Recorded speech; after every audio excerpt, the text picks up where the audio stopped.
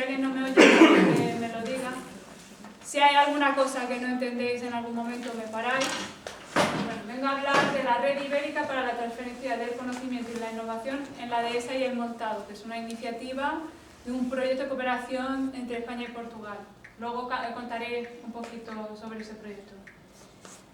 Yo pensé al principio empezar en orden lógico, explicar un poco cuál era el proyecto, pasar a explicar un poco cuál era el trabajo de base que habíamos hecho antes de llegar a la red y después la red. Pero como la red es lo que me parece más interesante, le he dado la vuelta a toda la presentación y lo hacemos todo al contrario. Y al final pues me gustaría, bueno, no solo vengo aquí para explicaros esto, mostraros, intentar captar vuestro interés y que participéis en la red, sino también quiero oíros. Queremos que esta red sea útil y necesaria, y para eso vuestros comentarios pues son muy valiosos. Hola, voy a dar aquí.